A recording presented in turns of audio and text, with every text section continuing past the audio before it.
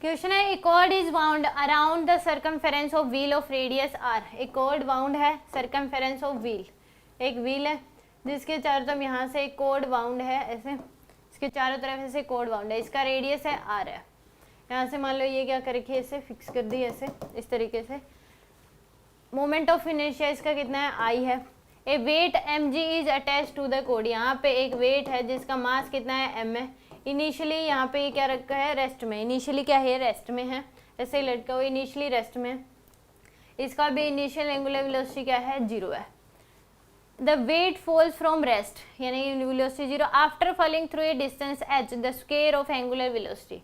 यहाँ पे यहाँ से वो छोड़ दिया तो ये क्या करेगा, h हाइट नीचे जाने के बाद इसकी वेलोसिटी क्या हो जाएगी आपके पास, v आ जाएगी, क्योंकि ये अभी क्या करने लगेगा, शुरू रोटेट करना शुरू हो जाएगा।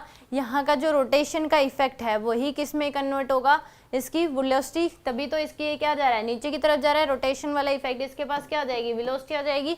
रोटेशन का इफेक्ट जो है वो कन्वर्ट हो जाएगा, इसको वेलोसिटी दे देगा और ये नीचे जाएगी। जब घूमना शुरू होगी तभी ये नीचे की तरफ मूव करेगा। तो यहाँ पे यानी कि इसको जैसे छोड़ा, ये नीचे की तरफ जा रहा है, ये क्या हो जाएगी, घूमना शुरू हो जाएगी, तो ये कॉर्ड जो है वो नीचे की तरफ मूव करेगी। तो ये पूछिए कि वेलोसिटी, और यहाँ पे ये इस पर स्लिप नहीं करेगी, तो v इक्वल टू क्या हो जाएगा, आर ओमेगा के बराबर। v की वैल्यू क्या होगी इस केस में, आर ओमेगा। यहाँ पे जो वेलोसिटी होगी ये ओमेगा से रोटेट कर रही है इसके अबाउट, तो v और ये रेडियस है r, तो v इक्वल टू क्या हो जाएगा आपके पास, आर ओमेगा के बराबर हो जाएगा। तो यहाँ से v की जो वैल्यू है कितनी होगी, r इंटू ओमेगा। अब यहाँ पे हम कोई भी एनर्जी कंजर्वेशन लगा सकते हैं, एनर्जी का लॉस नहीं हो रहा, तो यहाँ से हम लगा सकते हैं एनर्जी कंजर्वेशन लगा दें, तो total energy initial equal to क्या हो जाएगी, टोटल एनर्जी फाइनल।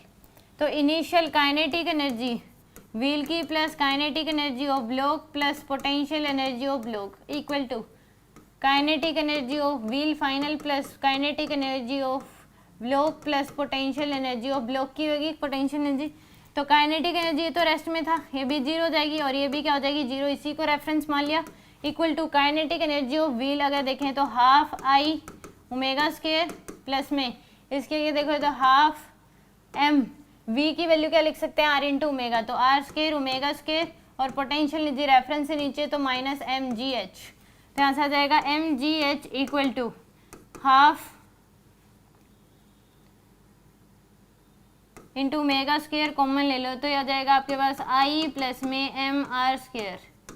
तो इसको 2 को इधर लिया और इसको नीचे ले, तो 2mgh डिवाइड बाय में आई प्लस में एम आर स्क्वायर, ये इक्वल टू क्या हो जाएगा, ओमेगा स्क्वायर के बराबर।